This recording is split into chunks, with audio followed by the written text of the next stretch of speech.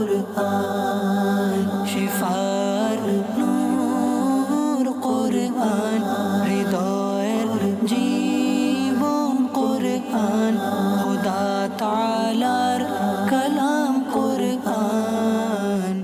আলহামদুলিল্লাহ রাব্বিল আলামিন ওয়াসসালাতু ওয়াসসালামু আলা সাইয়্যিদিল আমবিয়া ওয়াল মুরসালিন আম্মা বা'দ আউযু বিল্লাহি মিনাশ শাইতানির রাজীম বিসমিল্লাহির রহমানির রহিম সালাতু ওয়াসসালামু আলাইকা ইয়া রাসূলুল্লাহ ওয়া আলা আলিকা ওয়া সাহাবিকা ইয়া হাবিবাল্লাহ সালাতু ওয়াসসালামু আলাইকা ইয়া নবিয়াল্লাহ ওয়া আলা আলিকা ওয়া সাহাবিকা ইয়া নূরাল্লাহ।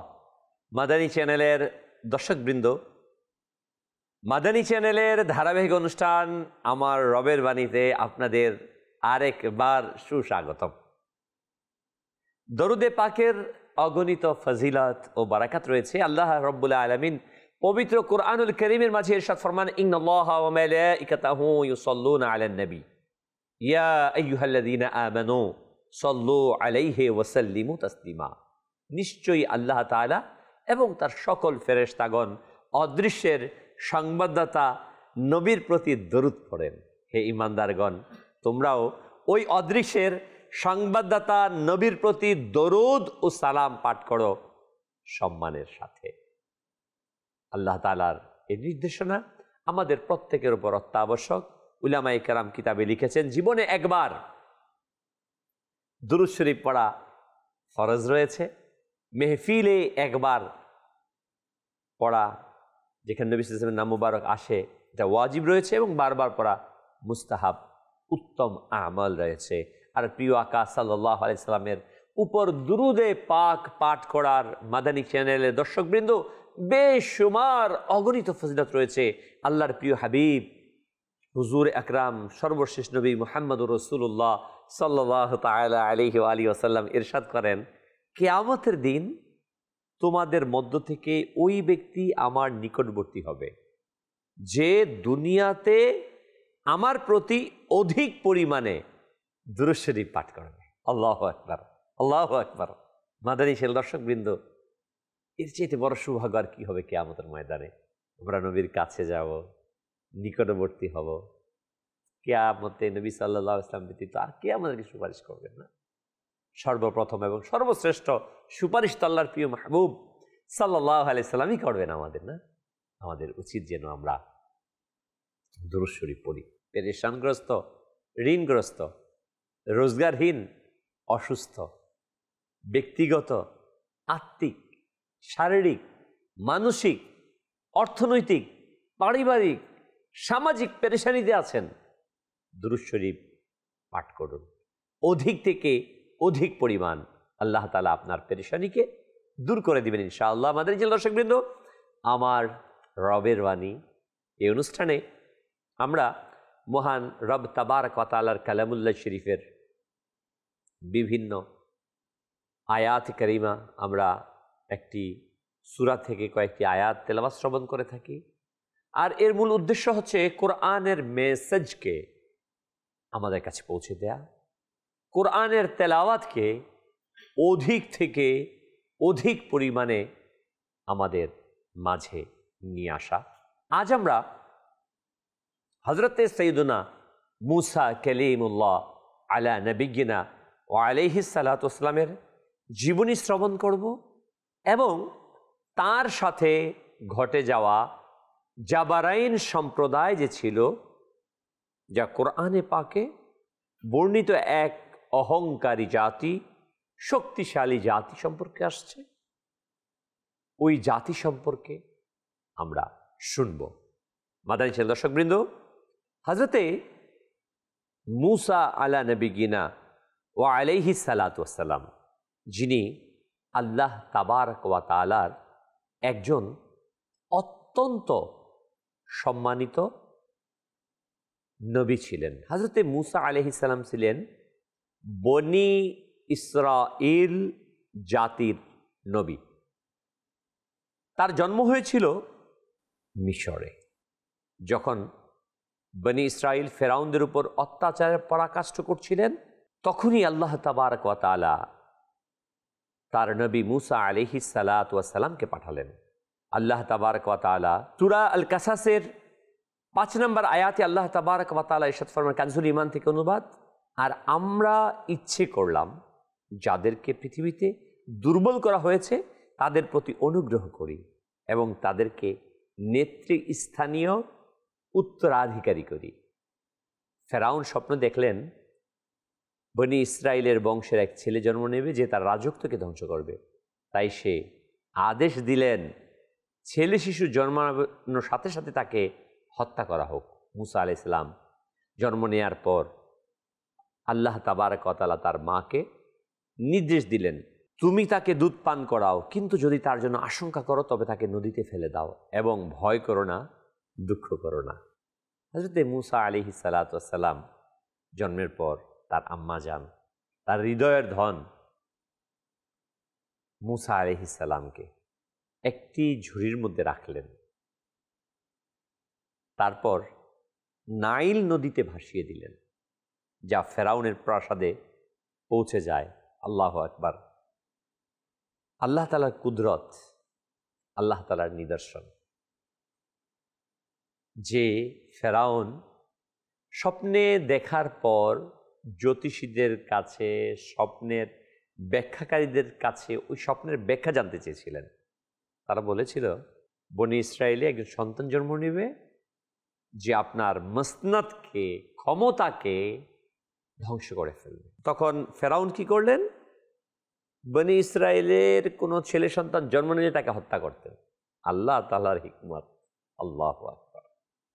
আল্লাহ তাআলা যাকে চান যেমন চান। আমরা তো অনেক কিছু ভাবি, অনেক কিছু করি না, এটা কেমনে সম্ভব, এটা কিভাবে সম্ভব। মনে রাখবেন মাদানী চ্যানেল দর্শকবিন্দু, আল্লাহ তাআলার কৌশল, আল্লাহ তাআলার হিকমত সর্বোত্তম। তিনি যা চান তাই করেন। যেখানে হাজার হাজার বনি ইসরাইলের নবজাতককে হত্যা করা হচ্ছে, যে ফেরাউনের তখ্ত উল্টিয়ে দেবে, ওই শিশু যেন বেঁচে থাকতে না পারে, বড় হতে না পারে। আর আল্লাহর হিকমত দেখুন, মুসা আলাইহিস সালাম জন্মের পর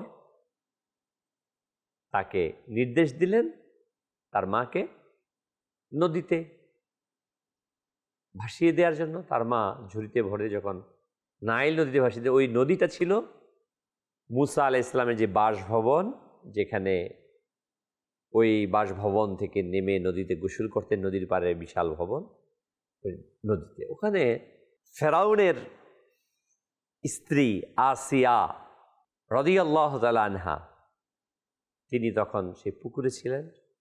শিশুটিকে দেখে ভালোবাসলেন এবং লালন পালন করার জন্য বাসায় নিয়ে গেলেন এবং ফেরাউনকে বললেন, ভয় এসে চলে আসছে কোত্থেকে না কোত্থেকে, কোন শিশুটাকে দেখতে কত সুন্দর লাগছে।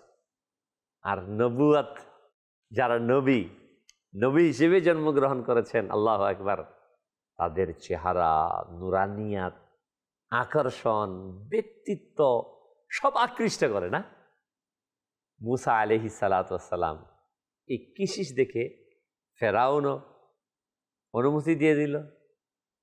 যে ফেরাউন হাজার হাজার শিশুকে হত্যা করছে তার শত্রুকে নিধন করার জন্য,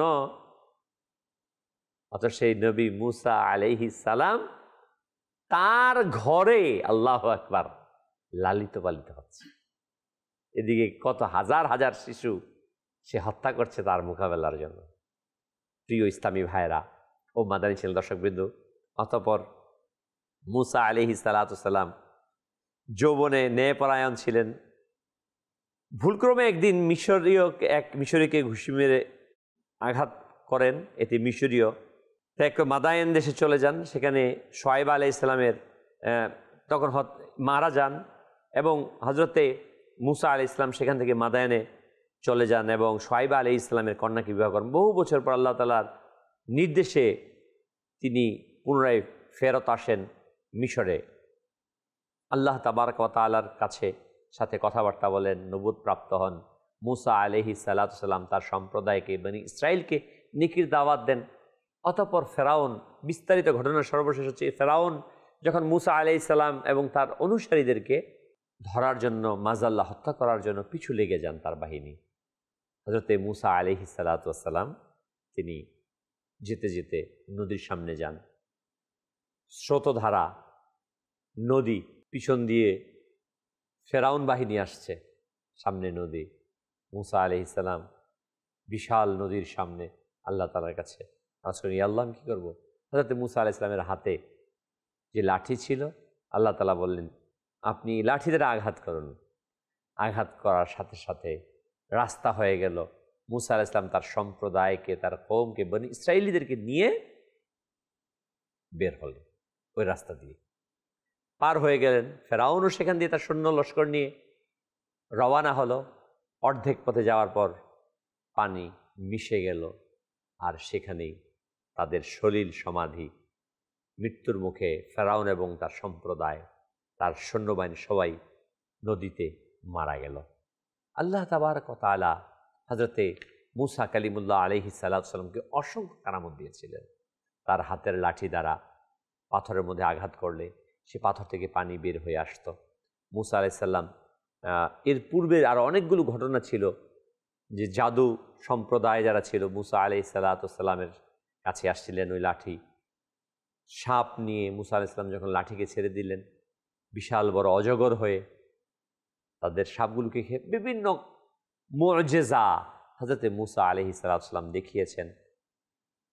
অতঃপর হযরতে মুসা আলাইহিস সালাতু ওয়াস সালাম নেকির দাওয়াত দেওয়ার জন্য আল্লাহ তাবারক ওয়া তাআলার নির্দেশ প্রাপ্ত হয় বিভিন্ন জায়গাতে সফর করেন।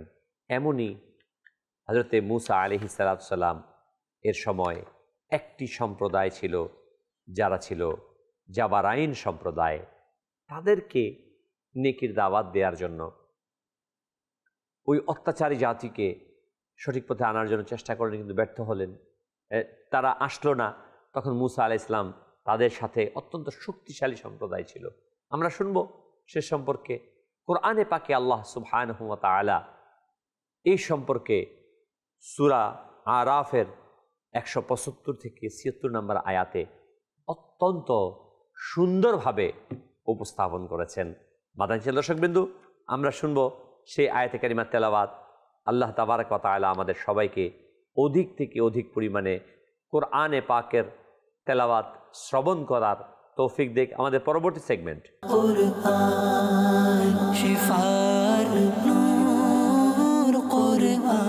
মাশাআল্লাহ মাশাআল্লাহ, কোরআনে পাকের তেলাওয়াত, অনুবাদ ও তাফসীর আমরা শুনবো। মাদানী দর্শকবৃন্দু, আমাদের এই অনুষ্ঠানের মূল বিষয় হচ্ছে কোরআনে পাক। কোরআনুল কারীমকে আমাদের উচিত তেলাওয়াত করা।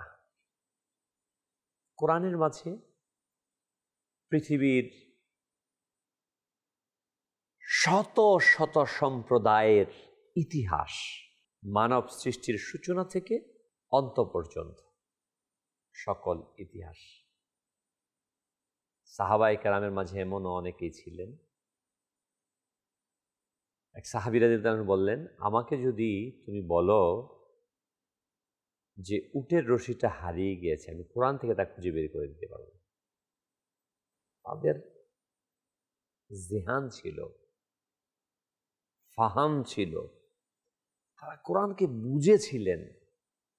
কোরআনকে শুনে শুনে বিপদগামীরা হেদায়েতের পথে চলে আসত, কারণ তারা বুঝতেন, উপলব্ধি করতেন কোরআন কি বলছে। কিন্তু আজ আমরা এই মহামূল্য গ্রন্থ আল কোরআন আমাদের কাছে থাকা সত্ত্বেও আমরা কোরআনকে স্পর্শ করি না। বলুন তো প্রিয় ভাই, প্রতি অনুষ্ঠানেই কিন্তু আমাদের এই কথাগুলো বলা হয় বারবার, কারণ কোরআনে পাকে আল্লাহ তাআলা বলেন, মুমিনকে বুঝাও, এতে মুমিনের কাজে আসবে। আমি নিজেকে মুসলমান দাবি করি, আমি কি কোরআন তেলাওয়াত করি? কতদিন হলো করি না? কেন করি না? আমি তো প্রতিদিন অনেক সংবাদ দেখি, খবর নিই, বিভিন্ন সংবাদ পাঠ করি, বই পড়ি, সব কিছু করি, কোরআনকে পড়ার সময় নেই। অথচ এই কোরআনের মাঝে পৃথিবীর আদি থেকে অন্ত সংবাদ রয়েছে, ইতিহাস, ঐতিহ্য রয়েছে, আমাদের জীবন চলার পাথেও রয়েছে। আমি আমার জীবনের সাকসেস করার, সফল করার মাধ্যম কি, তাই কোরআনের মাঝে রয়েছে। অতএব আসুন কোরআনে পাকের আমরা তেলাওয়াত করি। প্রতিদিন নিয়ত করি, যারা তেলাওয়াত পারি না, আলহামদুলিল্লাহ দাওয়াত ইসলামের একটি ডিপার্টমেন্ট আছে অনলাইন মাদ্রাসা, অনলাইন একাডেমির মধ্যে। এখানে আপনি যদি জয়েন্ট হন, আপনার সুইটেবল টাইমে আমাদের কারি সাহেব আপনাকে কোরআনে পাকের তেলাওয়াত শিক্ষা দেবে। আপনি প্রতিদিন 40 মিনিট 30 মিনিট সময় দেন, 24 ঘন্টার মধ্যে আপনার সুইটেবল টাইমে কোরআনকে শিখে না, যে শিখছেন পারেন সে কোরআনে পাকের তেলাওয়াত করুন। জি, আসুন আমরা কোরআনে পাকের তেলাওয়াত শ্রবণ করি। আউযু বিল্লাহি মিনাশ শাইতানির রাজীম। বিসমিল্লাহির রহমানির রহিম। واتل عليهم نبأ الذي آتيناه آياتنا فانسلخ منها فأتبعه الشيطان فكان من الغاوين ولو شئنا لرفعناه بها ولكنه أخلد إلى الأرض واتبع هواه فمثله كمثل الكلب إن تحمل عليه يلهث أو تتركه يلهث ذلك مثل القوم الذين كذبوا بآياتنا فاقصص القصص لعلهم يتفكرون صدق الله العظيم মাশাআল্লাহ, মারহাবা। আমরা তেলাওয়াত শ্রবণ করছিলাম সূরা আরাফের 175 থেকে 76 নম্বর আয়াত। আল্লাহ তাআলা ইরশাদ করেন, আর হে মাহবুব, তাদেরকে ওই ব্যক্তির বৃত্তান্ত শুনান যাকে আমি আমার নিদর্শনাদি দিয়েছি, অতঃপর সে ওইগুলো থেকে পরিষ্কারভাবে বের হয়ে গেছে। আল্লাহ, তখন শয়তান তার পেছনে লাগলো, অতঃপর সে বিপদগামীদের অন্তর্ভুক্ত হয়ে গেল। আর আমি ইচ্ছা করলে নিদর্শন সমূহের কারণে তাকে উঠিয়ে নিতাম, কিন্তু সে তো জমিনে জড়িয়ে ধরে রেখেছে এবং স্বীয় কুপ্রবৃত্তির অনুসারী হয়েছে। সুতরাং তার অবস্থা কুকুরের ন্যায়। তুমি তার উপর হামলা করলে সেটা জিহ্বা বের করে দেয় এবং ছেড়ে দিলেও জিহ্বা বের করে দেয়। এই অবস্থা তাদেরই যারা আমার নিদর্শনাবলীকে মিথ্যা প্রতিপন্ন করেছে। সুতরাং আপনি উপদেশ শুনান যাতে তারা চিন্তা করে। আল্লাহু আকবার। এটা বনি ইসরাইলের মুসা আলাইহিস সালাতু ওয়াস সালামের সময়কার এক আলিমের ঘটনা, যে জাবারাইন সম্প্রদায়ের সাথে বসবাস করতেন। প্রিয় ইসলামী ভাইরা ও মাদানী চ্যানেল দর্শক, অত্যন্ত আকর্ষণীয় এটার ঘটনা রয়েছে। সে ওই জামানার অনেক বড় সঈদ জিদ্দান, অনেক বড় আলিম ছিলেন।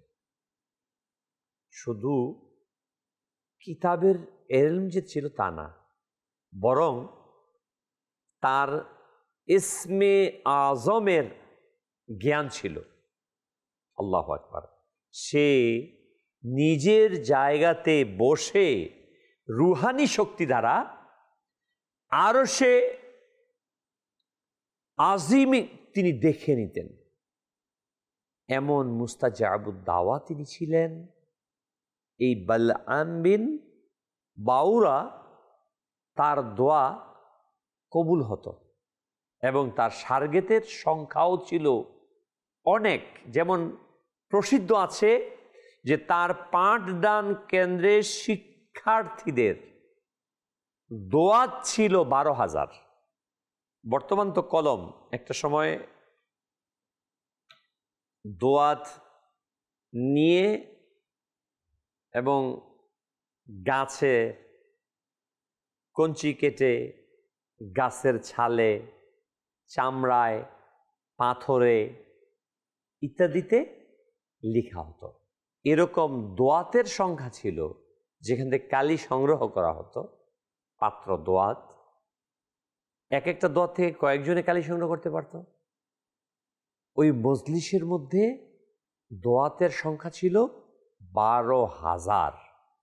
এবার প্রিয় ভাই ভেবে দেখুন ওই মজলিসের উপস্থিতি, আলিম শিক্ষার্থীর সংখ্যা কত হাজার ছিল। আল্লাহু আকবার।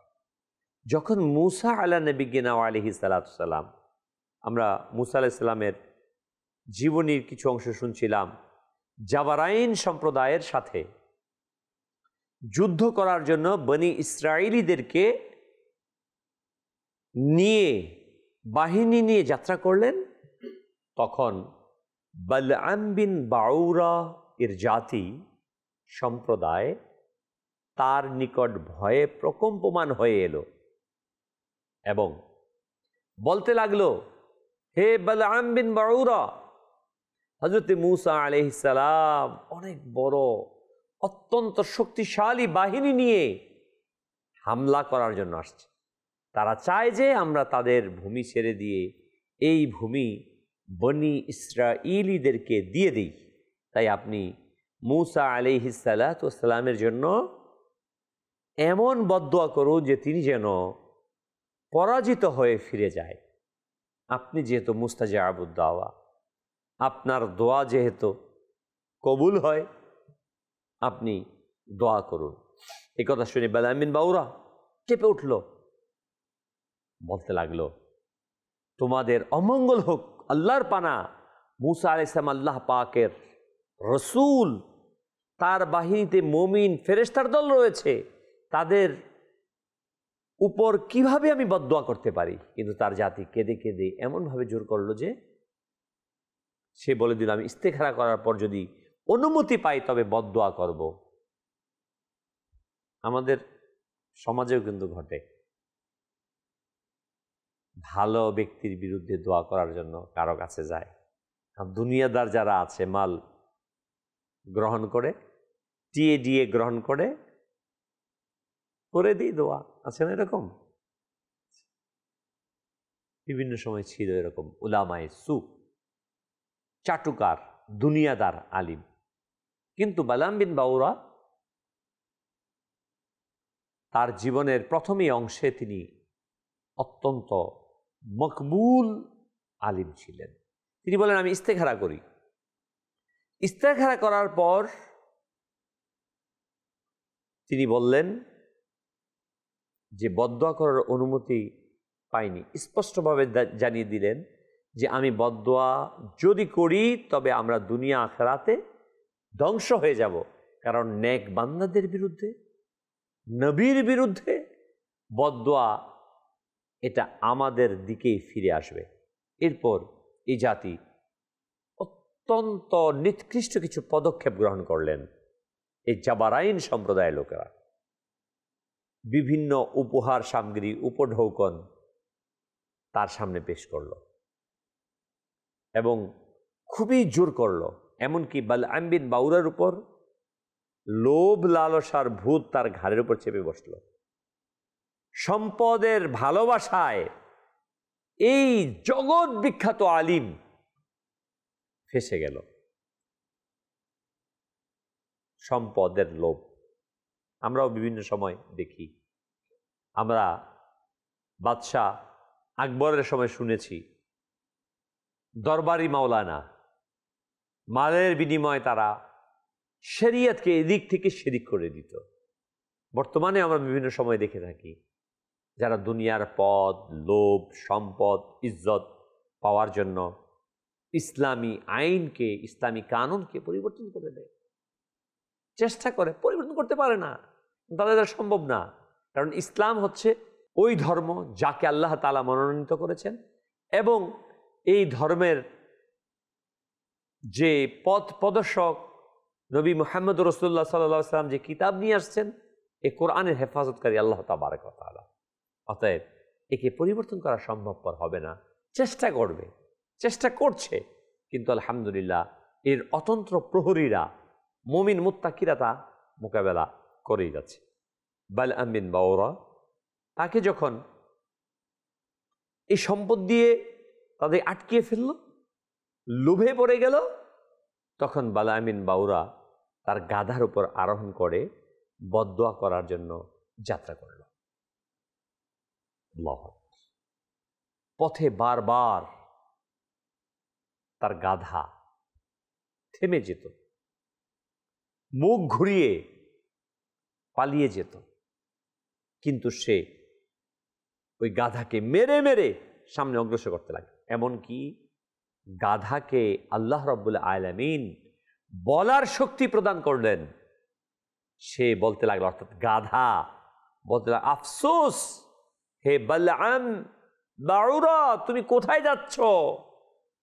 দেখো আমার সামনে ফেরেশতা যারা আমার পথ আগলে রেখেছে, আমার মুখ ঘুরিয়ে পেছনে ঠেলে দিচ্ছে। হে বালআম, তোর এমন কি হলো যে আল্লাহ পাকের নবী ও মুমিন বাহিনীর প্রতি বদদোয়া করবি? গাধার কথা শুনেও বালআম বিন বাউরা ফিরে এলো না, এমনকি হাসবান নামক পাহাড়ে উঠে গেল এবং উপর থেকে হযরতে মূসা আলাইহিস সালামের বাহিনীকে ভালোভাবে দেখলো, আর ধন সম্পদের লালসায় পড়ে এসে বদদোয়া করা শুরু করে দিল। কিন্তু আল্লাহ পাকের শান এমন ছিল, হযরতে মূসা কালিমুল্লাহ আলাইহিস সালামের জন্য বদদোয়া করতে চেয়েছিল, কিন্তু তার মুখ দিয়ে তার নিজ সম্প্রদায়ের জন্য বদদোয়া বের হতে লাগলো। বলতে লাগলো, মূসা আলাইহিস সালামকে ধ্বংস করে দাও। উল্টা চলে আসে তার সম্প্রদায়ের কথা, যে আমার সম্প্রদায়কে ধ্বংস করে দাও। আল্লাহ এরূপ দেখে তার গোত্রের লোকেরা বলল, হে বালআম, তুমি তো উল্টো বদদোয়া করছো। তখন সে বলল, হে আমার সম্প্রদায়, আমি কি করব? আমি বলার চেষ্টা করছি একরকম, আর হয়ে যাচ্ছে অন্যরকম।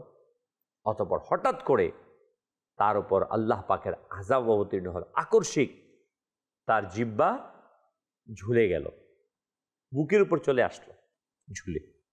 তখন বালআম বিন বাউরা তার গোত্রের লোকদের নিকট খেতে খেতে বলতে লাগলো, আফসোস, আমার দুনিয়া আখিরাত উভয় ধ্বংস হয়ে গেল, আমার ঈমান চলে গেল, আমি কহর গজবে লিপ্ত হয়ে গেলাম, এখন আমার কোনো দোয়া কবুল হবে না। কিন্তু আমি তোমাদের প্রতারণার একটি ফন্দি বলে দিচ্ছি, তোমরা যদি এমনটি করো, হয়তো মূসা আলাইহিস সালামের বাহিনী পরাজয় করবে। তোমরা হাজার খানেক সুন্দর নারীকে উত্তম পোশাক এবং অলংকার পরিধান করিয়ে বনি ইসরাইলের বাহিনীতে পাঠিয়ে দাও। যদি একজনও জেনা করে তবে পুরো বাহিনী পরাজিত হয়ে যাবে। সুতরাং বালআম বিন বাউরা গোত্রের লোকেরা তার বর্ণনা করার প্রতারণা জাল ছড়িয়ে দিল। সুন্দর সুন্দর কুমারীকে সাজিয়ে গুছিয়ে বনি ইসরাইলীদের বাহিনীতে পাঠিয়ে দিল। এমনকি বনি ইসরাইলের একজন ধনী এক নারীর সৌন্দর্যে মোহিত হয়ে গেল এবং নিজের কোলে উঠিয়ে মূসা আলাইহিস সালামের সামনে গেল এবং ফতোয়া জানতে চাইল, যে আল্লাহর নবী, এই নারী আমার জন্য কি হালাল? তিনি বললেন, সাবধান, সে তোমার জন্য হালাল নয়, এখনই তাকে তোমার কাছ থেকে পৃথক করে দাও, আল্লাহ পাকের আযাবকে ভয় করো। কিন্তু ওই ধনী ব্যক্তির মাঝে কামভাব এমন প্রাধান্য বিস্তার করলো যে সে নিজের নবীর এই বাণীকে তুচ্ছ করে সেই নারীকে নিজের তাঁবুতে নিয়ে গেল এবং খারাপ কাজে লিপ্ত হলো। এই গুনাহের ভয়াবহতার প্রভাব এমনভাবে হলো যে বনি ইসরায়েলের বাহিনীতে হঠাৎ করে প্লেগ রোগের প্রাদুর্ভাব দেখা দিল এবং 1 ঘন্টার মধ্যেই 70,000 লোক মরে গেল। পুরো বাহিনী ছড়িয়ে ছিটিয়ে বিফল হয়ে ফিরে গেল, যার ফলে মূসা আলাইহিস সালামের মোবারক মনে অত্যন্ত আঘাত পেলেন। প্রিয় ইসলামী ভাইরা, বালআম বিন বাউরা পাহাড় থেকে নেমে আল্লাহ তাআলার দরবারে অভিশপ্ত হয়ে গেল।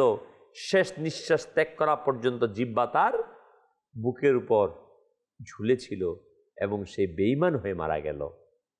আমরা যে আয়াতে কারিমা শুনেছিলাম তার প্রেক্ষাপট হচ্ছে এটা। প্রিয় ইসলামী ভাইরা, দেখুন এখানে কয়েকটি বিষয় আমাদের কাছে এসেছে যে হযরতে মূসা আলাইহিস সালাতু ওয়াস সালাম তিনি যখন জাবারাইন সম্প্রদায়ের সাথে যুদ্ধ করতে গেলেন, সম্প্রদায়ের লোকেরা বালআম বিন বাউরাকে অনুরোধ করল। প্রথম মেনে নিল না, তখন সম্পদ দিয়ে লোভ দেখালো, সম্পদ দিল তাকে। এই সম্পদের লোভে জামানায় জামানায় কত মানুষ না ধ্বংস হয়েছে না। কোরআনে পাকে আল্লাহ তাআলা বলেন, আলহাকুমুত তাকাসুর হাত্তা যুরতুমুল মাকাবির। সম্পদের অধিক কামনা তোমাদেরকে অন্ধ করে রেখেছে যতক্ষণ না তোমরা কবরের মুখ দেখো। আজকে মানুষের অধিকাংশ ধ্বংসের কারণ অধিক সম্পদের কামনা। চাই আলিম কিংবা সর্বসাধারণ, আমাদের উচিত আমরা যেন নিজেদেরকে সম্পদের লোভ থেকে বাঁচাই। এই সম্পদের কারণে, ক্ষমতার কারণে বনি ইসরাইলের ঘটনা শুনলাম, জাবারাইন সম্প্রদায়ের উম্মতে মুহাম্মদীর মধ্যেও ঘটেছে। এজিদ পালঈদ মালউন, আমার প্রিয় আকা মাদানী আল মুস্তাফা সাল্লাল্লাহু আলাইহি ওয়াসাল্লামের বংশ, রাসূল সাল্লাল্লাহু আলাইহি ওয়াসাল্লামের প্রিয় দৌহিত্র ইমামে আলী মাকাম ইমাম হুসাইন রাদিয়াল্লাহু তাআলা আনহুকে কারবালাতে শহীদ করেছেন। আমরা ইতিহাস থেকে জেনেছি সম্পদের ভালোবাসা, সম্পদের মোহ সবকিছুকে ধ্বংস করে দেয়। প্রিয় ইসলামী ভাইয়েরা ও মাদানী ছেলে দর্শকবৃন্দ, এই ঘটনার মধ্যে আমরা আরো কয়েকটি বিষয় জানতে পারলাম যে বালআম বিন বাউরা বললেন, মূসা আলাইহিস সালামের কওম বনি ইসরাইলেরা হেরে যাবে যদি তাদের মাঝে সুন্দরী রমণীদেরকে ছেড়ে দেয়া হয়, গুনাহে লিপ্ত হয়, তারা বিজয় অর্জন করতে পারবে না। তখন এই জাবারাইন সম্প্রদায়ের লোকেরা তাই করলেন। আজকে আমরা আমাদের সিচুয়েশনটা পর্যবেক্ষণ করি। আজকে পৃথিবীর দিকে দিকে মুসলিম উম্মাহ নির্যাতিত, নিপীড়িত, নিষ্পেষিত। কারণ কি বুঝে আসে? কখনো ওই জাতি দ্বারা, ওই সম্প্রদায় দ্বারা, ওই গোত্র দ্বারা বিজয় অর্জন করা সম্ভব না যেখানে গুনাহ সংগঠিত হয়। আজ আমরা পদে পদে গুনাহের মাঝে আছি। বেহায়াপনা, উলঙ্গপনা বিভিন্ন এর মাঝে অবস্থান করছি। সাল্লু আলাল হাবিব সাল্লাল্লাহু তাআলা আলা মুহাম্মদ। পরবর্তী সেগমেন্ট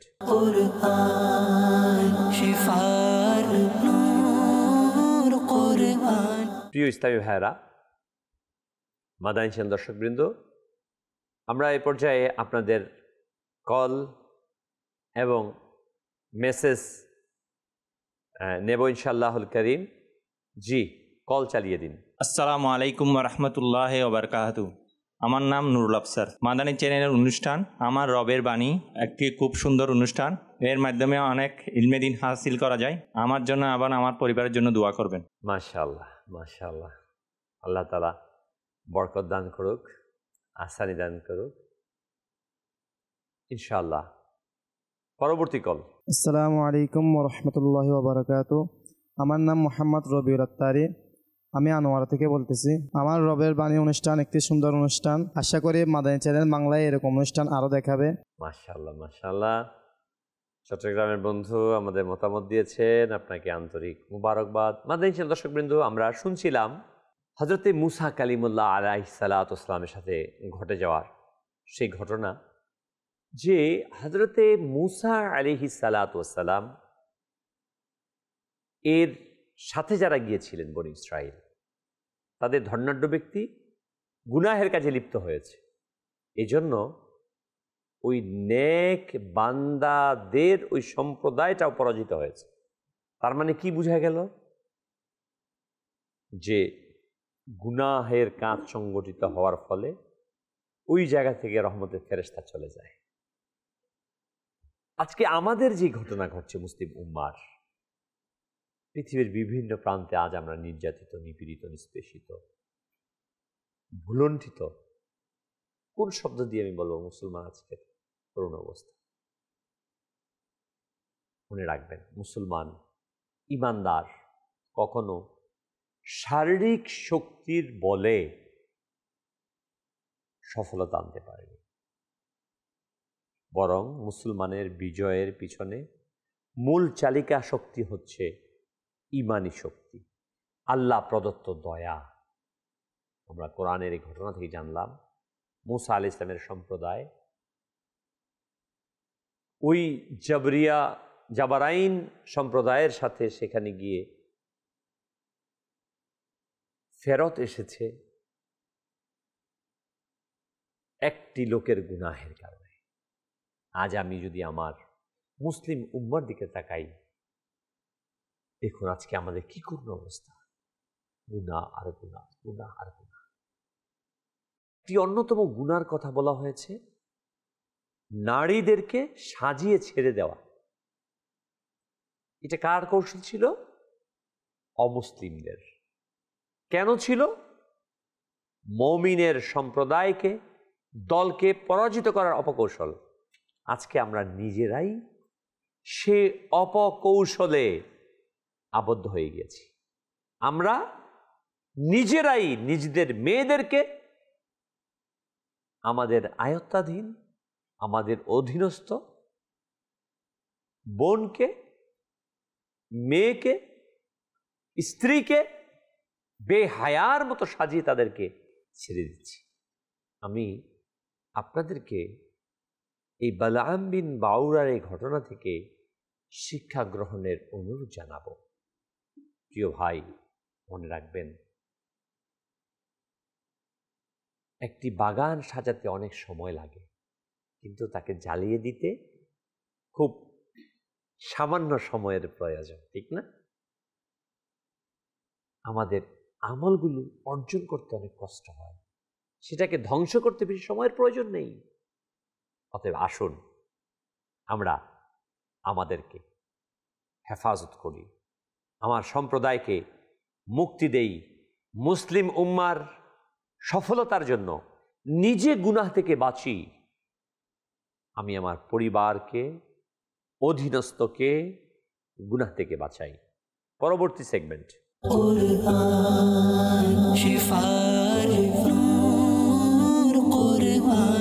প্রিয় ইসলামী ভাইয়েরা ও মাদানী চ্যানেল দর্শকবৃন্দ, আমাদের এবারে সেগমেন্ট জাতি। আমরা শুনছিলাম জাবারাইন সম্প্রদায়।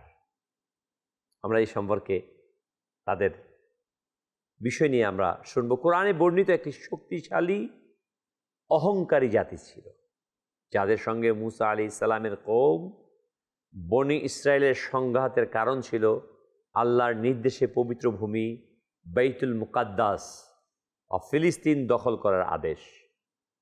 সূরা মাঈদার 20 থেকে 26 নম্বর আয়াতের ঘটনা বর্ণিত রয়েছে। হে আমার জাতি, তোমরা সেই পবিত্র ভূমিতে প্রবেশ করো যে আল্লাহ তোমাদের জন্য নির্ধারণ করেছেন, আর পিছিয়ে যেও না, নচেত তোমরা ক্ষতিগ্রস্ত হবে। তারা বলল, হে মুসা, সেখানে তো এক শক্তিশালী জাতি জাবারাইন বাস করে, তারা বের না হলে আমরা কখনো সেখানে প্রবেশ করব না। তাফসিরে ইবনে কাসির, তাফসিরে কুরতুবী এবং তাফসিরে জালালাইনের এর ব্যাখ্যা অনুযায়ী এটা আসছে, জাবারাইন শব্দের অর্থ হচ্ছে অহংকারী, শক্তিশালী, অত্যন্ত নির্দয় ও জালিম জাতি।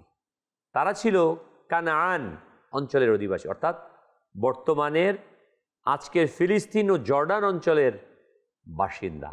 শারীরিকভাবে তারা ছিল বিশাল আকৃতির। বনে ইসরাইল তাদেরকে দেখে ভয় পেয়ে যায়। তাদের রাজা ছিলেন আউস ইবনে আনাক। তাকে তাফসিরের মাঝে দৈত্য জাতির নেতা বলা হয়েছে। আল্লাহ তাআলা হযরত মূসা আলাইহিস সালামকে আদেশ দিলেন যে তিনি বনী ইসরাইলদেরকে নিয়ে পবিত্র ভূমিতে প্রবেশ করতে। কারণ ছিল তাদের প্রতিশ্রুতি ভূমি, ল্যান্ড অফ প্রমিস। জাবারাইনের দখল, তখন ওই ভূমি দখলে ছিল জাবারাইন সম্প্রদায়, যারা সেখানে দীর্ঘদিন ধরে বসবাস করত, বনি ইসরাইলকে ঘৃণা করত, তারা বলেছিল, হে মুসা, আমরা কখনো, অর্থাৎ মুসা সম্প্রদায় এরা বলছে, প্রবেশ করবো না যতক্ষণ তারা সেখান থেকে আছে। এমনকি তারা মুসা আলাইহিস সালামকে বলেছিল, তুমি এবং তোমার প্রভু গিয়ে যুদ্ধ করো, আমরা তো এখানে বসে আছি।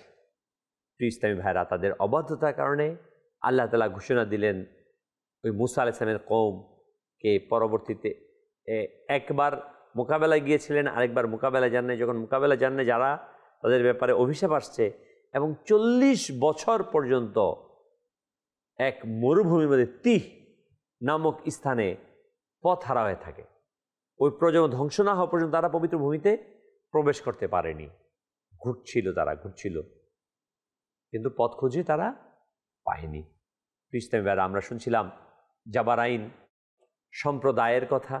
আল্লাহ তাবারক ওয়া তাআলা পৃথিবীতে বিভিন্ন জাতি, বিভিন্ন সম্প্রদায়কে পাঠিয়ে তাদেরকে ক্ষমতা দিয়ে, শক্তি দিয়ে পরীক্ষা করেছেন।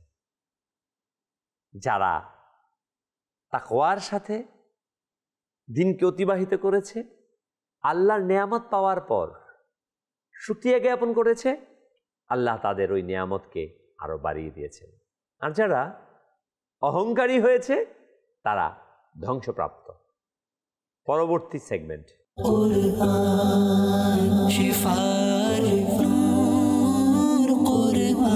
প্রিয় ইসলামী ভাইয়েরা ও মাদানী চ্যানেলের দর্শকবৃন্দ, আমরা শুনছিলাম জাবারাইন সম্প্রদায়, মুসা আলাইহিস সালামের ঘটনা। এ থেকে উপদেশ কি রয়েছে, নসিহত কি রয়েছে? বালআম বিন বাউরার ঘটনা থেকে, ইতিহাস থেকে আমরা কয়েকটি শিক্ষা গ্রহণ করতে। এক, এর দ্বারা ওই সকল আলিম ও নেতাদের, নেতৃস্থানীয় ব্যক্তিদের, রাষ্ট্র পরিচালকদের শিক্ষা গ্রহণ করা উচিত, যারা ধনী বা প্রশাসন থেকে অর্থ নিয়ে শরীয়তের বিরুদ্ধে কথা বলে, জেনে শুনে নিজের দিন ও ঈমানকে বিক্রি করে দেয়। দেখুন বালআম বিন বাউরা কি ছিল, কি হয়ে গেল, এরূপ কেন হলো? এ কারণেই যে সে ধন সম্পদের লালসায় মোহিত হয়ে গেল, স্বেচ্ছায় আল্লাহ পাকের নবীর বিরুদ্ধে বদদুয়ার প্রস্তুত হয়ে গেল। তাই তার প্রতি শাস্তি পতিত হলো দুনিয়া আখিরাত, উভয়টা বরবাদ হলো। এবং সারা জীবন কুকুরের ন্যায় তার জিহ্বা, কুকুর দেখবেন বসে থাকলো জিহ্বা বের হয়ে যায় না, হাঁ করে, কিন্তু কুকুরের এক্সাম্পল দেওয়া হয়েছে। সারা জীবন কুকুরের ন্যায় ঝুলানো জিহ্বা নিয়ে বেঁচেছিল। আখিরাতে জাহান্নামে প্রজ্বলিত আগুন ইন্ধন হবে। সুতরাং প্রত্যেক মুসলমানের, বিশেষ করে উলামা মাশায়েখদের সম্পদের লোভ লালসা হাত থেকে সর্বদা বেঁচে থাকা উচিত। কখনোই সম্পদের নেশায় মত্ত হয়ে আল্লাহ পাকের কহর গজবকে দাওয়াত দেওয়া ঠিক নয়। এই ঘটনা থেকে সর্বসাধারণ মুসলমানদের এই শিক্ষা গ্রহণ করুন যে মুসা আলাইহিস সালামের বাহিনী, যাতে ফেরেশতা মুমিনরা ছিল, স্বভাবতই এই বাহিনী বিফল হওয়ার কোনো প্রশ্নই আসে না।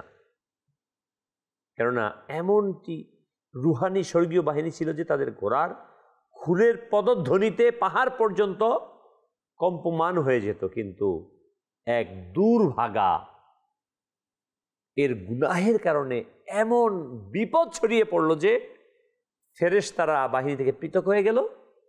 প্লেগ মহামারীর আযাব পুরো বাহিনীতে ছেয়ে গেল, বিশৃঙ্খলা, পুরো বাহিনী বিচ্ছিন্ন হয়ে গেল এবং এই বাহিনী বিজয়ের দ্বার প্রান্ত থেকে বিফল হয়ে পিছু হটল। তাই মুসলমানদের আবশ্যক যে যদি তারা অমুসলিমদের বিরুদ্ধে বিজয় হতে চায়, তাদের সর্বদা যেন গুনাহ থেকে, অপকর্ম থেকে নিজেদেরকে বাঁচায়। অন্যথায় ফের সাহায্য দূর হয়ে যাবে, মুসলমানদের ভয় কাফিরদের হৃদয় থেকে বের হয়ে যাবে, বিজয় অর্জন করা কখনো সম্ভব না। কিন্তু দেখুন আজকে আমরা কে শুনি কার কথা? আমরা নিজেরা গুনাহ করেই চলছি। যত অমুসলিম কালচার আছে আমাদেরকে প্রমোট করছে, সুদ আমাদের রক্তের সাথে মিশিয়ে দিয়েছে, গীবত আমাদের কথার আগে চলে আসছে, মিথ্যা, প্রতারণা, ওয়াদা খেলাফি, বেহায়াপনা, নির্লজ্জতা, উলঙ্গপনা আমাদের যেন নিত্য সঙ্গী করে দিয়েছে মুসলমানদের। আমরা স্পষ্ট মেসেজ পেলাম, নসিহত আমাদেরকে, শিক্ষা, যে আমরা যেন এর থেকে ফিরে আসি। পরবর্তী সেগমেন্ট,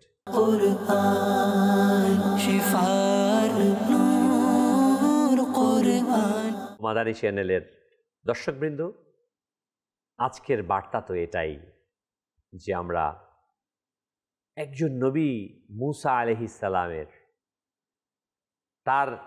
তিনি ছিলেন যেখানে, অথচ সেই দলটাও বিজয়ের দ্বার প্রান্তে গিয়ে ফিরে এসেছে একজনের নাফরমানির কারণে। অতএব আমরা যদি নিজেদেরকে বিজয়ে আনতে চাই, গুনাহের অভ্যাসকে ত্যাগ করতে হবে, জিনাহ থেকে নিজেদেরকে পবিত্র করতে হবে। এটা এমন এক গুনাহ যা লানত দ্বারা ধ্বংসপ্রাপ্ত হয়ে যায়। আসুন নিজেদেরকে বাঁচাই, নিজেদেরকে হেফাজত করি। আল্লাহ তাবারক ওয়া তাআলার ভয়, আল্লাহর খৌফ নিজের হৃদয়ের মাঝে আনয়ন করি। লোভ, লালসা মনে রাখবেন, আপনি যতই চেষ্টা করেন না কেন, যা আল্লাহ তাআলা আপনার রিজিকে রেখে দিয়েছেন তার থেকে একটি দানাও বেশি খেতে পারবেন না। নির্ধারিত নির্ধারিত পৃথিবীতে এমন অসংখ্য মানুষ আছে, কোটি কোটি টাকার মালিক, অথচ সে পেট ভরে খাবার খেতে পারে না। ডাক্তার নিষেধ করেছে। আপনি যত কিছুই করেন নির্ধারিত। নিজেকে পরীক্ষায় ফেলবেন না। আল্লাহ বলেন, আল আসর ইন্নাল ইনসানা লাফি খুসর। সময়ের শপথ, নিশ্চয়ই মানুষ ক্ষতিগ্রস্ততার মাঝে আছে। ইল্লাল্লাযীনা আমানু ওয়া আমিলুস সালিহাত, তারা ছাড়া যারা ঈমানদার এবং নেক কাজ করে। আসুন আমরা নিজেদেরকে গুনাহ থেকে বাঁচিয়ে নেকের পথে আনার চেষ্টা করি। আল্লাহ রাব্বুল আলামিন আমাদের সবাইকে সেই তৌফিক দান করুক। মাদানী দর্শকবৃন্দ, আগামী অনুষ্ঠান হবে ইনশাআল্লাহ তাআলা হযরতে সাইয়্যিদুনা ইব্রাহিম আলাইহিস সালাম এর উপর। আগামী অনুষ্ঠান দেখার আমন্ত্রণ জানিয়ে আজকের মতো এখানে শেষ করছি।